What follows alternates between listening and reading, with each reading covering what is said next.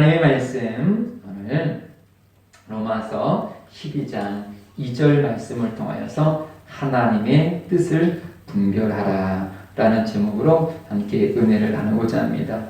우리는 2021년 두 번째 주를 우리가 하나님 앞에 드리고 있습니다. 우리 교회는 2021년에 하나님의 뜻을 이루어가는 교회라는 표로 이제 달리기를 시작하였습니다. 하나님의 뜻을 이루어가는, 뭔가 그냥 이루는 것이 아니라 하나님이 뜻하시는 것을 이루어가는 성도. 그렇다면 하나님이 나를 향한 뜻이 무엇인지 여러분 꼭 기억하십시오. 지난주에도 말씀드렸고 제가 종종 말씀드리지만 하나님이 부르시고 하나님이 택하시는 사람 중에서는 그냥 들러리가 없어요. 다 주인공이에요. 그래서 경기장에서 경기할 때에 성경에서 나오는 경기에서 여러 명이 경기했는데 그 중에서 딱 한 명만 1등이고 나머지는 등수에 안 든다. 그런 뜻이 아니에요. 나와 경쟁자는 나예요. 내가 정말 하나님이 목표하시는 그 목표점까지 가느냐 아니면 못 가느냐. 그래서 상 받는 자는 딱 하나. 그 하나님의 뜻대로 하나님의 목표 지점까지 간 사람만이 상급을 받는 거지. 택함을 받았어요.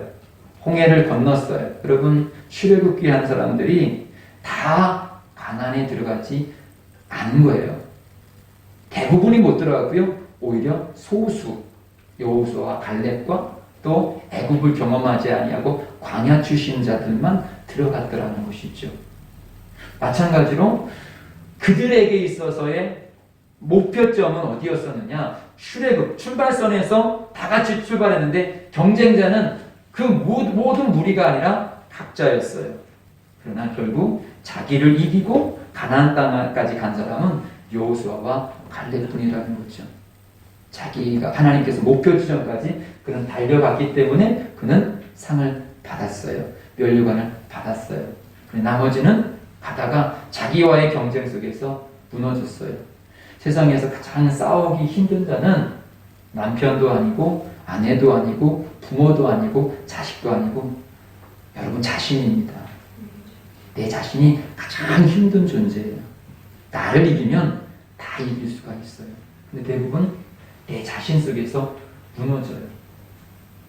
왜냐하면 악한 원수 마귀는 눈에 보이는 것 갖고 역사하지 아니하고 내 속에서 내 마음을 갖고 역사하기 때문에 그렇습니다.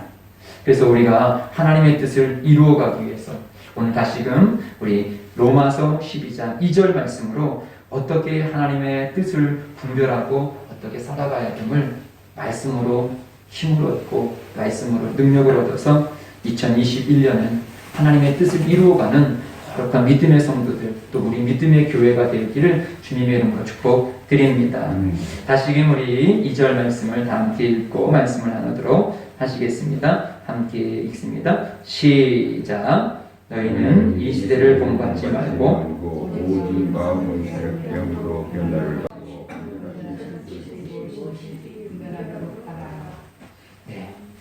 너희는 이 세대를 본받지 말라. 하나님의 뜻을 알기 위해서는요. 먼저 1절부터 보게 되어지면 너희 몸은 하나님이 기뻐하시는 거룩한 산제물로 드리라. 이는 너희가 드릴 영적인 예배라. 우리가 예배를 왔지요. 예배로 오는 목적은 무엇입니까? 하나님의 뜻을 발견하기 위해서이지요. 앞에 말씀은 중간에 또 말씀을 드리겠지만 예배당에 왔는데도 불구하고 여전히 세상의 방식으로 하나님을 바라보고 세상의 방식으로 말씀을 비추어 보면 맞지가 않아요. 내가 원하는 말씀과 성경에서 원하는 말씀이 많이 틀려요. 그래서 여기 성경에서 말씀하시는 건 너희는 이 세대를 본받지 말고, 즉 세대를 통하여서 하나님을 보면 하나님이 틀려요. 내 인생에 어쩌면 방해물이 될 수 있어. 걸리적거리는 것이 될 수 있어. 이 코로나 시대 속에서도 주님의 말씀으로 이렇게 보면 주일이 부담이 되어져요. 그 어느 때보다. 공무원들은 특히 더 그래요.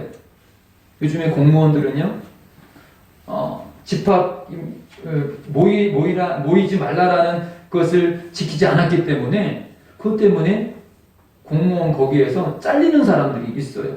개인 사업장이야 덜 하겠지만 공무원들은 지금 그렇게 압박을 하고 있어요.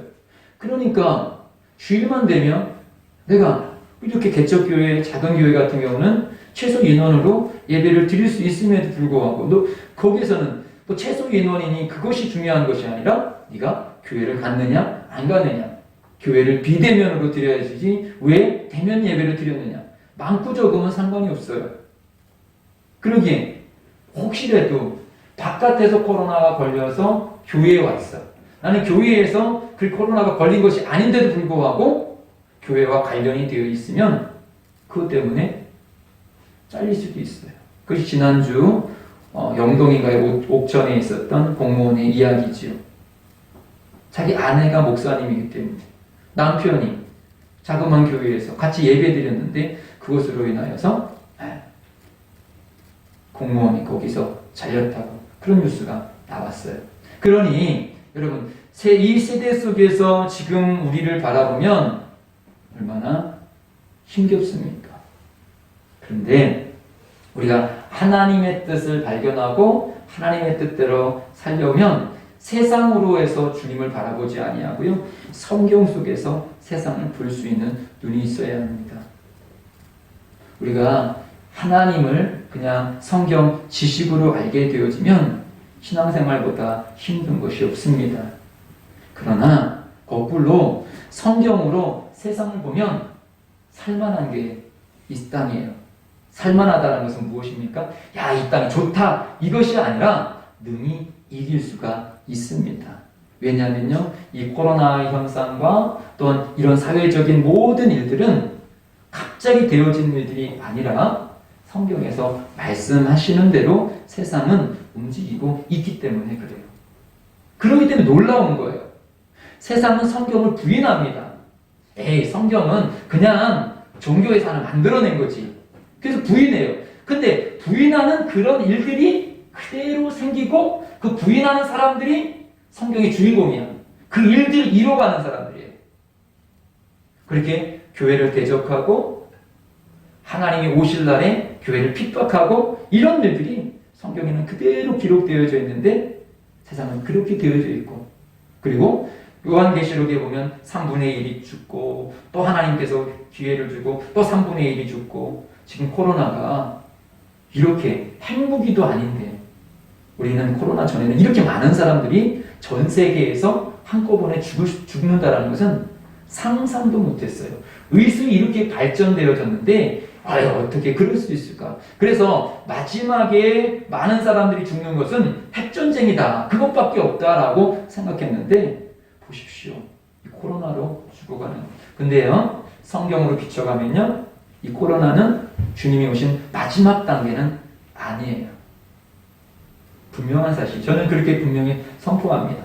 요한계시록을 보면 지금 당장 주님께서, 지금 당장 주님이 오신다 할지라도 너무 일찍 오셨습니다 라고는 할 수는 없어요. 그러나 성경을 보게 되어지면 아직 남은 자들을 통하여서 주님께서 좀 더 구원을 하시고자 하시는 목적이 보여요. 그래서 많은 사람들이 죽어갈 수밖에 없는 것. 우리는 육신의 눈을 보면, 우리가 이번 주에 계속적으로 마태복음을 보게 되어지죠. 사람이 떡으로만 살 것이 아니라 하나님의 말씀으로 살 것이라고 말씀하고 계시죠. 우리의 육신은 분명히 떡이 필요합니다. 밥이 필요한 거예요. 여러분, 영적으로 항상 성경만 본다고 해서 몸이 건강해진다, 그렇지 않아요. 내가 영적 생활을 잘하기 위해서는 영적인 생활을 할 수 있는 이 몸을 잘 관리를 하셔야 합니다. 그래서 식사도 잘 하시고요, 잠 조절도 하시고요, 때로는 운동도 하실 필요가 있습니다.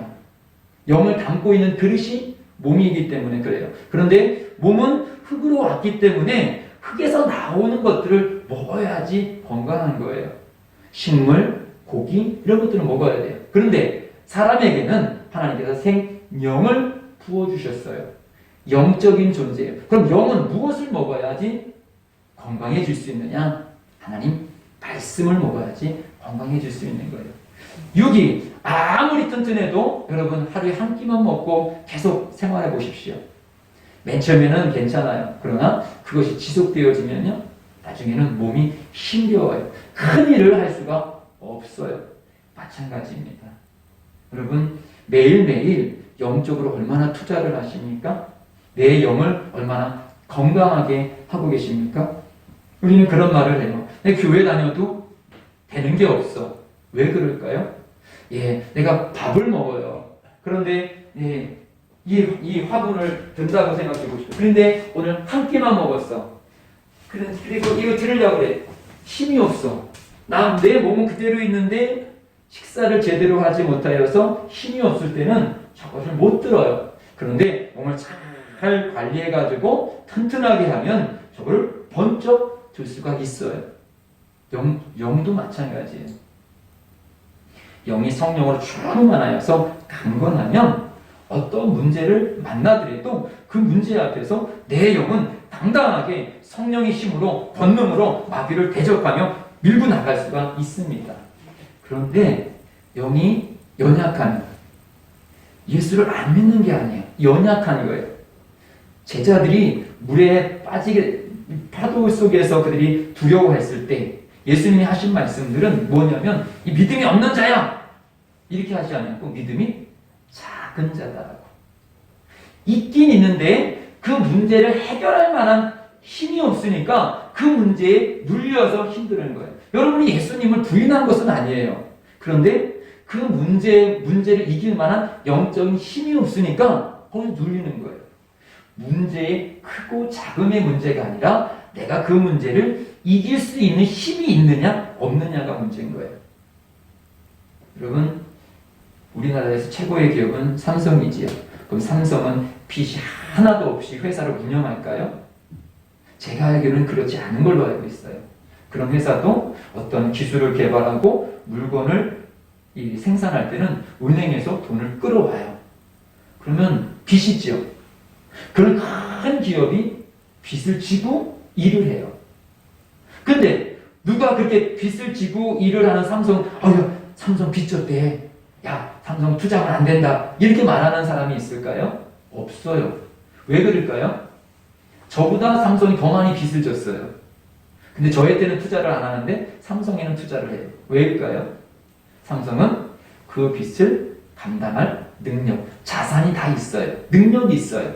그러니까 사람들이 그 능력을 보고 저 빚 아무것도 아니야. 투자를 해요. 그런데 저 같은 경우는 경제적으로 보는 거예요. 경제적으로 볼 때 조그만 빚을 졌지만 저 사람은 저 조그만 빚을 감당할 만한 지금 그런 경제적인 힘이 없어. 그러면 그 사람한테 은행이나 이런 데서 돈을 더 이상 꿔주지 않아요. 아니, 삼성보다 조금 아직 발톱의 이 때만큼밖에 안 빌렸는데도 왜 그럴까요?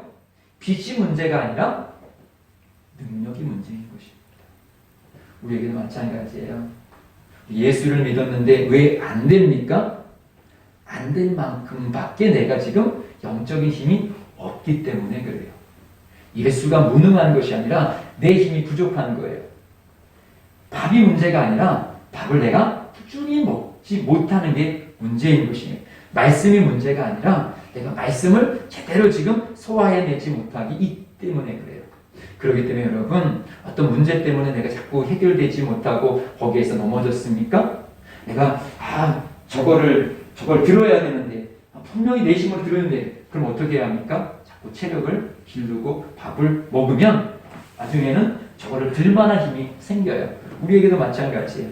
어떤 문제 앞에는 내가 자꾸 쓰러지십니까? 거기 앞에 넘어가지 못하십니까? 그러면 주와 주님을 더 붙잡으십시오. 내 영을 더 강건케 하십시오. 성령을 더 환영하고 모셔드리고 인정하십시오. 그러면 그 힘으로 세상을 이길 수가 있습니다. 영으로 세상을 분명히 이길 수가 있어요. 그런데 우리는 자꾸 한번 딱 신앙으로 도전해보다가 안 되네. 세상으로 교회를 보고 세상으로 말씀을 보니까 안 되네 라고 하는 거예요. 우리 하나님 말씀 한번 읽어볼까요? 에베소서 2장 2절입니다. 시작. 그때 너희는 그 가운데서 행하며 이 세상 풍조를 따르는 공중 권세 잡은 자를 따랐으니 곧 지금 불순종의 아들들 가운데 역사하는 영이다. 이건 믿음의 에베소 성도들이 예전의 모습을 말하고 있는 거예요. 그때 예전에 내가 예수를 그들이 잘 안 믿었을 때 너희는 그 가운데 행하였어요. 그 가운데 즉 우리도 지금 사실은 이 세상은 그들 가운데 행하고 있는 거예요. 이 세상 풍조를 따르고 공중 권세, 이 모든 권세란 힘이에요. 힘을 가지고 이 세상을 움직이고 있는 권세자가 있어요. 악한 영이 있어요. 공중 권세 잡은 자를 따랐으니, 그리고 많은 사람들이 그것을 따라가고 있어요. 정치, 경제, 문화, 이 모든 것들이 그 안에 있는 거예요. 곧 지금의 불순종의 아들들 가운데 역사하는, 지금도 그래서 하나님의 말씀을 따르지 아니하는 사람들은 자기가 인정하던 인정하지 않던 그 영에 지금 움직이고 있는 거예요. 그러기에 대다수의 또 이 세상의 경제적이나 모든 생활 법칙은 이 법칙에 따라가 있는 거예요. 이 법칙으로 교회를 보면, 이 법칙으로 믿음 생활을 보면 안 맞지요. 그러니까 신앙생활 하려니까 힘들죠. 내가 사회생활 하면서 이 신앙생활 하려니까 사회적으로 해서 사회생활 속에서 교회를 보니까 어려운 거예요. 또 한 말씀, 요한에서 2장 15절 17절이요. 시작. 이 세상이나 세상에 있는 것들을 사랑하지 말라. 누구든지 세상을 사랑하면 아버지의 사랑이 그 안에 있지 아니하니, 이는 세상에 있는 모든 것이 육신의 정욕과 안목의 정욕과 이상의 자랑이니 다 아버지께로부터 온 것이 아니요 세상으로부터 온 것이라. 이 세상도 그 정욕도 지나가되 오직 하나님의 뜻을 행하는 자는 영원히 거하리라. 예, 근데요, 내가 소중하게 생각하고 있는 이 땅 것은요, 분명히 지나가더라는 것이죠. 우리가 코로나 이전에 소중하게 생각했던 것, 코로나 때문에 못하는 것이 너무도 많지요. 내가 젊은 날에 소중하게 여겼던 것, 노년이 되어지니까 못하는 게 많지요. 내가 어린 시절 되게 소중하게 생각했는데 내가 성인이 되어지니까 별 가치 없는 게 많지요. 근데 결국은요, 우리는 이 땅과 작별하는 그날이 그 누구도 다 오게 되어지는데, 하나님의 뜻을 행하지 아니한 것 외에는 영원히 남는 게 없더라는 것이죠. 그러나 이 땅 속에서도 세상 풍조로 내가 살아가지 아니하고 하나님 말씀대로 하나님 뜻대로 살아가는 것은 다 내 것으로 남아 있더라는 것이죠. 내가 어린 시절에 그냥 막 장난친 것, 그것은 그냥 장난친 걸로 끝나요. 근데 엄마가 너 공부해야지, 나중에 훌륭한 사람 돼 라고 말해서 나는 하기 싫었는데 엄마가 나를 책상 앞에 앉게 하고 공부하게 했어요. 엄마 뜻대로 순종하여서 그렇게 되었던 것은 내가 성인이 되어져서 내가 대학이라는 곳을 갖게 되어졌고, 이번에 우리 시연이가 2등 했대요, 과에서. 나 이렇게 공부하라 그랬는데 고등학교 때는 그렇게 막 안 하더니 그냥 대학 가라고 갔더니, 네.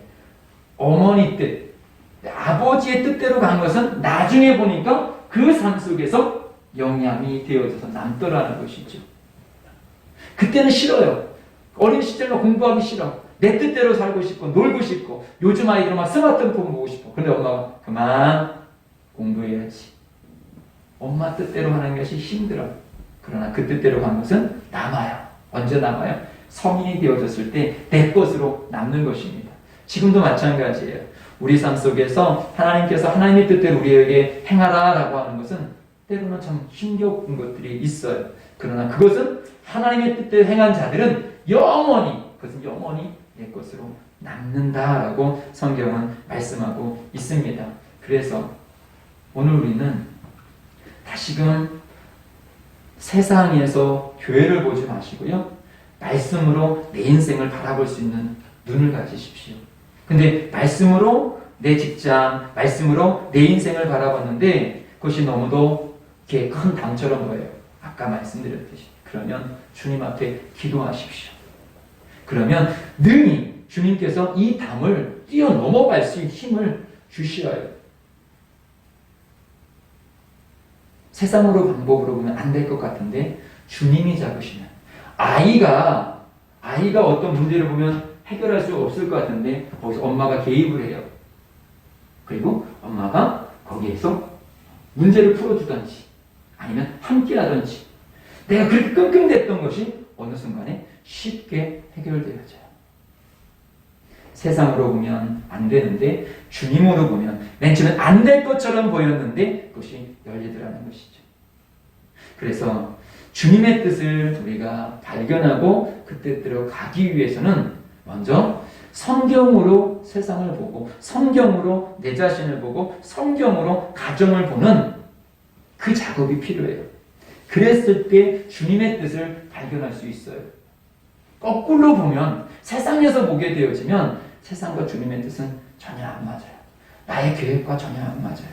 그러니까 우리가 교회를 다녀도 계속 잠깐은 힘들 수 있어요. 사도 바울은 안 힘들었나요? 자기와 세상이 항상 부딪혀요. 그때마다 그들은 기도하고 하나님의 뜻을 구했을 때 또다시 넘어가는 거예요. 넘어갈 수 있는 내게 능력 주시는 자, 그분이 그것을 넘어가게 하셨고 이기게 해주시는 거예요. 이것이 하나님의 법칙입니다. 믿음의 사람은 전혀 문제가 없고 부딪히는 게 없는 것이 아니라 그때그때마다 능력 주시는 자 안에서 이기게 해주시더라는 것이죠.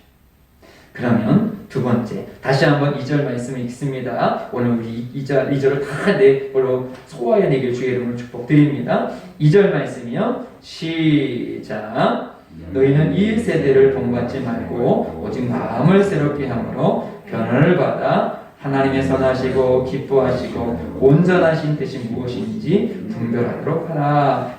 세대 속에서 보는 것이 아니라 내가 말씀으로 주님을 보고 그러니까 세대를 본받지 말고 세대 속에서 보지 말고 오직 마음을 새롭게 함으로. 어떤 마음입니까? 우리 빌립보서 2장 5절로 8절 말씀 우리 함께 읽습니다. 시작. 너희 안에 이 마음을 품으라. 곧 그리스도 예수의 마음이니 그는 근본 하나님의 본체시나 하나님과 동등됨을 취할 것으로 여기지 아니하시고 오히려 자기를 비워 종의 형체를 가지사 사람들과 같이 되셨고 사람의 모양으로 나타나사 자기를 낮추시고 죽기까지 복종하셨으니 곧 십자가에 죽으시니라. 예수님의 마음은 어떤 마음입니까? 내가 죽고 하나님의 뜻을 이루어가는 것.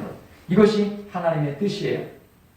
결국 하나님의 뜻대로 살아가는 자가 꼭 마주쳐야 될 것은 나를 죽이는 일이에요. 그래서 계시록 2장 10절이요. 시작. 내가 죽도록 충성하라. 그리하면 내가 생명의 관을 내게 주시리라. 관을 어떤 사람이 얻습니까? 면류관을 이긴 자가 얻지요. 어떤 자가 이깁니까? 충성하는 자가. 근데 어떻게 충성하는 자가 이깁니까? 죽도록. 내가 죽은 자. 내 자아가 죽은 자. 근데 내가 죽지 아니하고 열심히 내어지면 내 열심으로 내서 나만 지치더라는 거죠. 근데 내가 죽었어. 내가 죽으면 내가 할 일 하나도 없어요. 그냥 맡기는 것밖에 없어요. 내가 죽었으니까요. 내가 무엇을 할 수 있겠습니까? 죽은 자는 없어요. 그냥 하나님이 하시는 대로. 여러분 시체는 지금 바깥의 기온이 영하 20도이면 시체도 20도예요. 영상 10도이면 시체도 10도예요. 그대로 그 변화에 그 온도에 그대로 따라가요. 하나님 앞에 죽은 자는 하나님이 차갑게 살아라면 차갑게 살아갈 수 있는 거고 하나님 뜨겁게 살아라면 뜨겁게 살아가고 내 온도에 맞추는 게 아니라 하나님의 온도에 맞춰간 사람이 죽은 사람이에요. 그런데 산 사람은 여전히 예수님이 20도를 원하던 10도를 원하던 상관없이 36.5도라는 내 온도를 맞춰서 내 식으로 가는 거예요.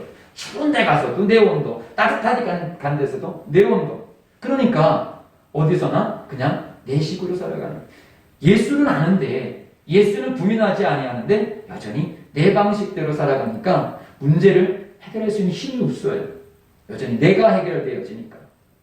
그런데 내가 죽으면 죽은 사람이 할 수 없는 거니까 그 죽임을 허용한 그분이 이 죽은 사람을 책임져 주시는 거예요. 오늘 예배도 마찬가지. 1절 말씀을 아까 읽었는데요. 우리 다시 한번 1절 말씀을 읽어볼까요? 1절이요. 시작. 그러므로 내 형제들아 내가 하나님의 모든 자비하심으로 너희를 권하노니 너희 몸을 하나님이 기뻐하시는 거룩한 산 제물로 드리라. 이는 너희가 드릴 영적인 예배니라. 영적인 예배를 통해서 우리의 영혼이 회복되어지는데요. 영적인 예배가 어떤 예배냐? 내 자신을 거룩한 깨끗한 산 제물로 드리는 것. 여러분, 구약의 제물은 어떨까요? 살아있는 양을 그대로 그냥 불에다 확 던질까요? 아니에요. 죽여서 제단 위에 올려놔요. 사는 거 막 바닥바닥 뛰는 거 그렇지 않아요. 죽어서. 그런데 오늘 성경은 산제물이래요. 살아있는 제물이에요. 이것은 무엇을 말합니까? 지금 우리들의 모습. 예수를 믿었으니까 육신을 살아야지. 예수 믿으면 다 죽어오는 게 아니잖아요. 육신으로는 더 열심히 살아야 되잖아요. 살았어요. 그런데 죽었어. 뭐가 죽었습니까? 내 자아는 죽었어요. 산제물이에요. 여러분, 지금도 우리는 살아있어서 예배를 드리잖아요. 근데 예배를 통해서 내가 죽는 거예요. 내 생각이 죽고, 내 계획이 죽고, 내 감정이 죽고, 내 느낌이 죽고, 그리고 나는 이제는 이 몸이 주님의 뜻대로 살아가겠습니다. 살아있잖아요. 그래서 이 내 모든 것이 죽은 자들이 이제 주의 뜻대로 살아가겠습니다라고 변화되어지고 나를 드려지는 예배. 이것이 영적인 예배예요. 여러분, 예배를 통하여서 내가 갖고 있었던 것 지지받으려고 하지 마십시오. 내가 갖고 있었던 걸 깨려고 하십시오. 늘 쉽게 예를 들는 게 있는데 어떤 나그네가 산길을 가다가 벼랑에서 뚝 떨어졌어요. 뚝 떨어져가지고 나뭇가지를 탁 잡았어요. 와, 살았다. 주님, 살려주세요. 주님, 도와주세요. 한참을 외치는데 어디선가 이런 음성이 들려요. 나뭇가지를 놔라. 나뭇가지를 놔라. 이 나그네가 어떻게 했다고요? 몇 번째가 얘기 들었는데 어떻게 했다고요? 네? 아닌데요. 거기 다른 사람 없어요? 하나님의 음성이 명확하게 들려도 내 방식으로는 이거 놓으면 죽는데 왜 놓으라고 그러냐. 하나님은 다른 계획이 계셨던 거예요. 놔도 살 수 있는 방법. 저도 그래요. 개척을 하고 이렇게 목회를 하면서 제가 계획했던 것대로 된 건 별로 없어요. 어떤 때는 뭐 몸부림치게 놓고 싶지 않았던 것들도 꽤 있어요. 일하는 것도 마찬가지. 제가 일을 하고 있잖아요. 저는 죽기까지 싫었어요. 왔어요. 사실은 어쩔 수 없이 해서 그 일을 갔는데 그 가운데서도 지금 하나님께 제 개인주의 속에서 나는 이것만 너무나 목회 끝이야 라고 생각했는데 사실은 그것도 놓아버렸어. 끝날 줄 알았는데 저 아직 안 끝났더라고요. 지금도 배워져 가는 과정이기 때문에 다 말씀드릴 수는 없지만 놔서 끝날 줄 알았는데 놨는데도 하나님의 인도하심을 저는 경험하고 있습니다. 우리 예신 가족들 중에서도 이거 무너지면 다 무너지는 것인데 근데 그 가운데 그냥 내가 놓으면 무너질 수 있어요. 그 가운데 주님 앞에 엎드려 보십시오. 그리고 순종하여 한번 놓아 보십시오. 끝날 줄 알았는데. 근데 대부분 사람들이 여기서 또 다른 것을 찾아요. 거기 누구 없어? 이 말씀대로 난 순종할 수는 없어요. 다른 방법 없어요? 다른 신 없어요? 돈 없어요? 누구 사람 없어요? 그러니까 주님을 경험하지 못하고 주님의 뜻을 이루지 못하는 거예요. 한번 놔보십시오. 그래서 때로는 그래, 죽으면 죽으리라. 망해보자 한번. 어디까지 망해보는지 보자. 포기하라는 것이 아니라 좌절하는 것이 아니라 말씀에 나를 그냥 푹 맡겨보는 거예요. 파도에 푹 맡겨보는 거예요. 저는 수영 강사였잖아요. 물을 익히는 방법은요 별로 어렵지 않아요. 그냥 물에다가 나를 푹 맡겨버리면 그냥 사람은 떠요. 살짝만 움직여도요 떠요. 아이들은 뜨는데 어른들이 왜 못 뜰까요? 어른들은 죽을 거라는 생각이 들어서 자기의 뭔가를 막 해. 그러니까 어른들은요 묵 잠겨요. 근데 아이들은 선생님이 힙판 하나 딱 던져주고 요거대로 힘 빼. 힘도 없어요 사실은. 근데 애들은요, 제가 청주의 공군사관학교에서 어린아이가 수영하는 거 봤는데 우리가 거기서 막 훈련하고 있는데 아이가 2시간 동안 수영을 자유형을 2시간 자유형 배영 평은 자기 편한 대로 2시간을 하더라고요. 근데 애가 지치질 않아요. 왜요? 그냥 물을 막 잡아 빼려고 하는 게 아니라 물에다 자기를 맡기니까 그냥 둥둥둥 떠가면서 물을 즐길 수 있는 거예요. 우리 인생이 그래요. 내가 뭔가 인생을 잡으려고 물 잡아보십시오. 물 뭐가 잡혀요? 잡히면 또 어느 나가고 잡히면 또 나가고. 그런데 여기에 주님의 뜻대로 나를 쭉 맡겨보십시오. 그래도 가더라는 거예요. 나는 이거 넣으면 안 될 줄 알았는데 이거 실패하면 내 인생 끝날 것 같이 생각했는데 그 가운데서도 주님 앞에 주님의 뜻 가운데 나를 딱 맡겨. 나를 죽였어. 그런데 그 가운데 주님께 나를 둥둥둥둥 뜨게 하시더라는 것이죠. 한 말씀 더 볼까요? 갈라디아서 2장 20절이요. 시작. 내가 그리스도와 함께 십자가에 못 박혔나니 그런즉 이제는 내가 사는 것이 아니요 오직 내 안에 그리스도께서 사시는 것이라. 이제 내가 육체 가운데 사는 것은 나를 사랑하사 나를 위하여 자기 자신을 버리신 하나님의 아들을 믿는 믿음 안에서 사는 것이라. 예, 사도 바울의 고백 있지요? 내가 그리스도와 함께 십자가에 못 박혔어요. 그게 못 박혔으니까 부자유스럽지요. 사도 바울이 인간적으로 보면 부자유스러워요. 그런데 그는 그 어느 곳에서나 기뻐하였고 평안했다라는 것이에요. 내 방식으로 살아갔을 때 행복할 것 같이 생각했는데 주님의 방법으로 나를 죽고 나를 딱 내놨더니 세상에서 즐기는 방법보다 더 행복한 방법들이 더 행복한 인생이 거기에 있더라는 거예요. 그래서 사도 바울의 서신서를 보게 되어지면 성경 어디를 딱 들추어봐도 그는 불행하고 괴로운 게 없어요. 순간순간은 그런 인간적으로 그럴 수 있었겠지요. 그러나 그는 그때그때마다 주님 앞에 자기를 맡기고 그때마다 하나님의 뜻이 이루어지고 그때마다 기쁨으로 찬송했던 그의 모습을 볼 수 있습니다. 저는 우리 예심교회 성도님들이 육신을 입고 있기 때문에 경제적으로나 또 질병적으로나 어떤 뭐가 만났을 때 잠시 잠깐은 걱정도 있을 수 있고요. 아픔도 있을 수 있어요.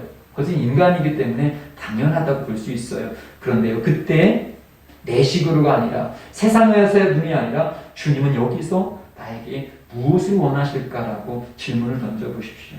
그리고 그 속에서 그 질문에 대한 하나님의 해답이 알려지게 되었을 때 그때부터는 그 길이 평안할 수가 있는 거예요.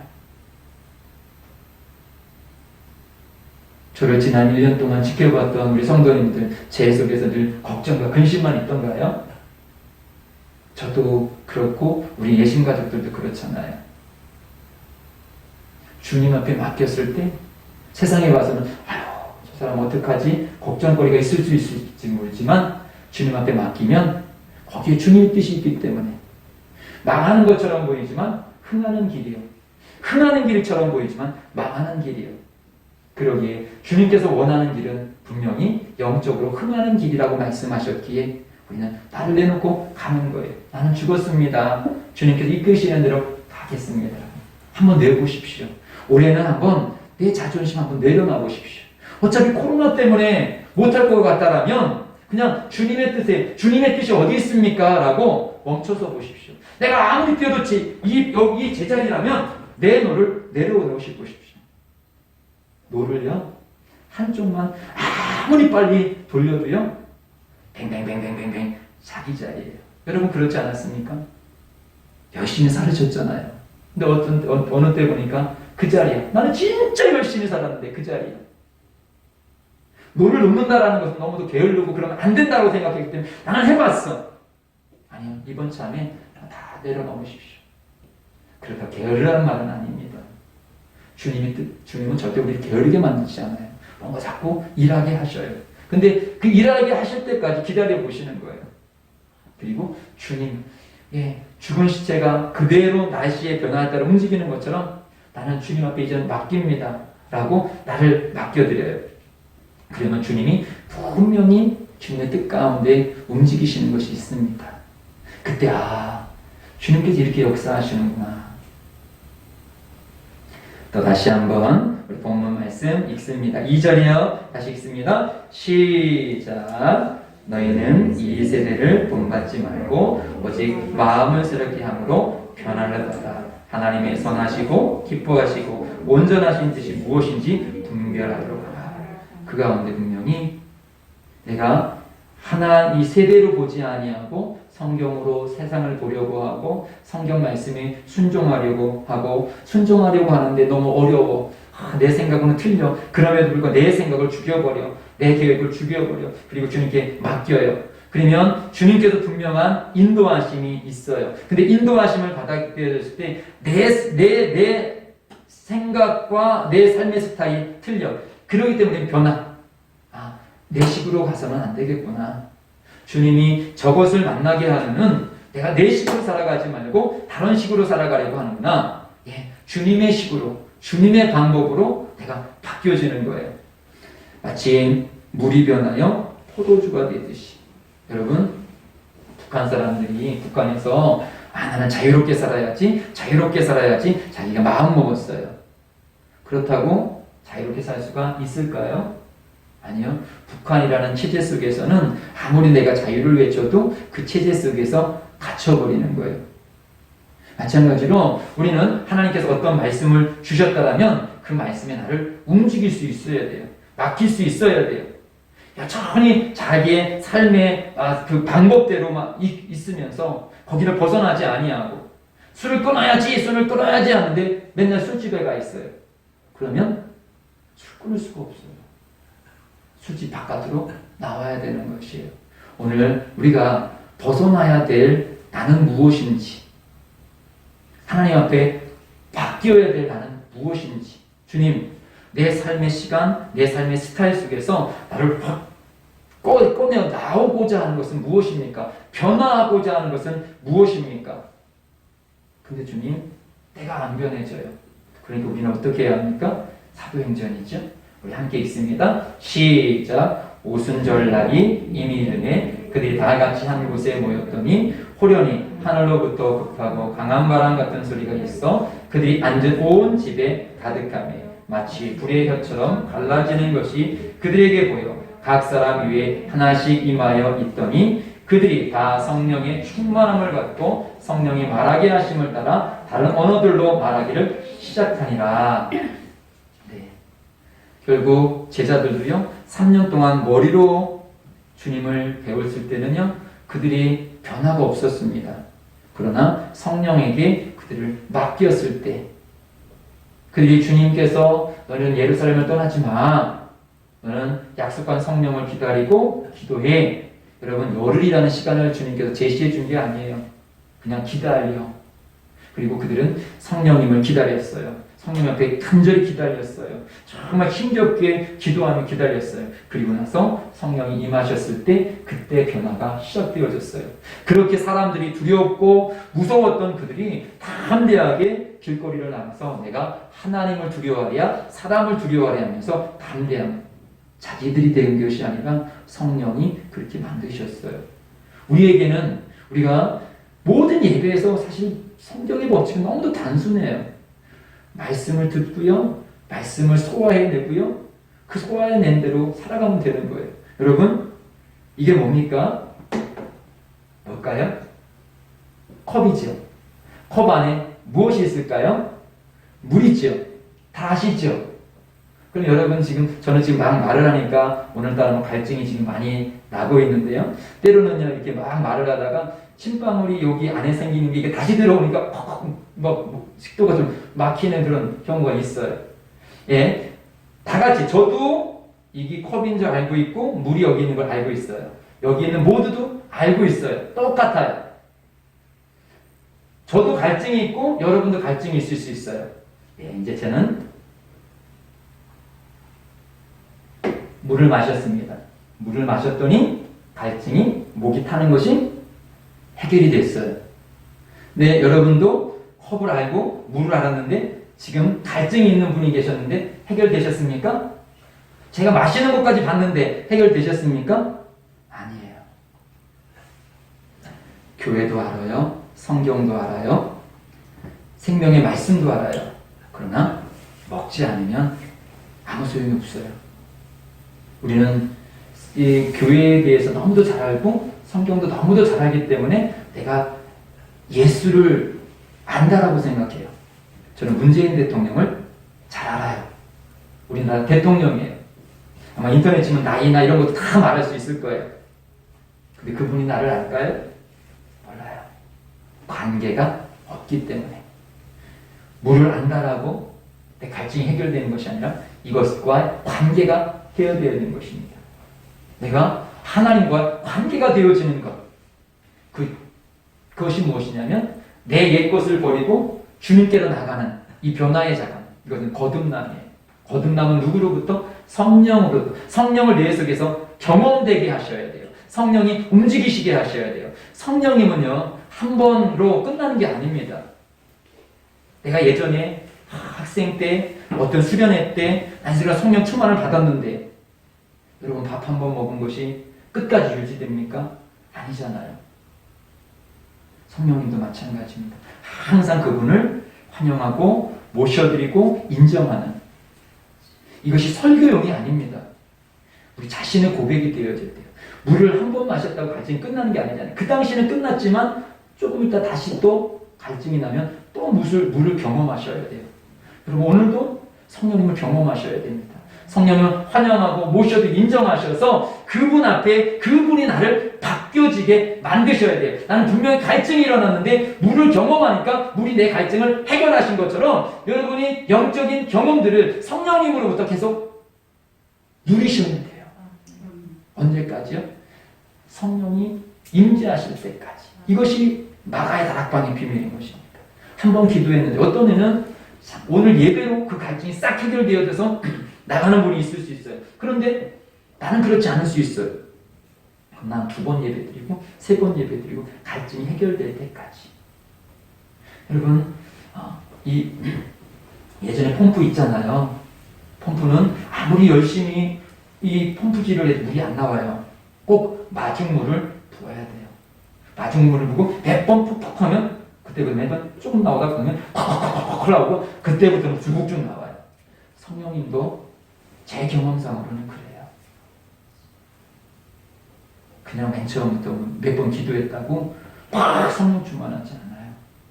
어떤 때는 하루, 어떤 때는 한 주, 어떤 때는 몇 달 그럴 때가 있어요. 너무 냉랭하고 차갑고 그런 시간도 있어요.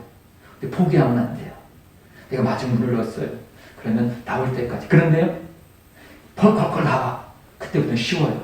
조금만 기도해도, 조금만 찬양해도, 그냥 단순히 예배 시간 잠시만 해도 그 순간에 막 젖어 들어오는 하나님의 은, 그때부터는 쉬워요. 물이 나오기 시작할 때가 있어요. 성령이 역사하실 때가 있어요. 기도는 그때까지 하시는 것입니다. 예배도 마찬가지예요. 예배 여러분은 한번 드렸다고 만족하지 마십시오. 우리는 지금 이전 계속 제가 매일마다 문자를 드리잖아요. 새벽 예배 또 드리잖아요. 우리가 한 예심교회 공동체라면요.